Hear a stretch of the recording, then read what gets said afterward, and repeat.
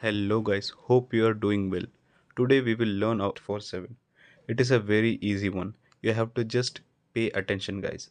So let's start without wasting our time. Let me make you understand with an example. Let me take an example of 343.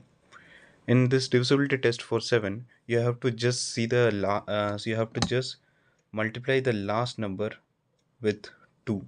So what will happen? So 34, 3 2s are 6, and you have to subtract it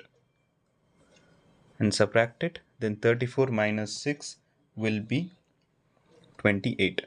So 28 is a divisible of 7, so the whole number is will divide by 7. That's it guys. Let me take another example so that you can understand more deeply. Let's take an example of 2401. Okay, so what we'll do, first take the last digit and multiply with 2. So what will remaining 2, and you have to leave this number. So what, and you have to subtract the with the multiplied number with the product. So 2 ones are 2. What you will get? 238. Still feeling complicated that 238 is a divisible of 7 or not? Then break it down again. What we'll do? We have to multiply by 2. What will happen? 23 minus 16. So what we'll get? 23 minus 16 will be 7. That's it guys. I hope you will understand.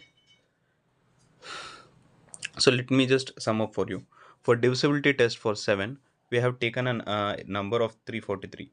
So what we did was we took the last number and multiplied with 2, and we subtracted with the remaining number, and we got 28, which is a divisible of 7. So the whole number will be divided by 7. So same thing I did here, 2401. I took the last number and multiplied with 2. Take out 240, subtract the product. Then again you'll get 238. And I thought it's a little bigger, so I broke it down again. So what will happen? 23, 8 2 are 16. The remaining will be 7. 7 is a divisible of 7. That's it guys. Thank you.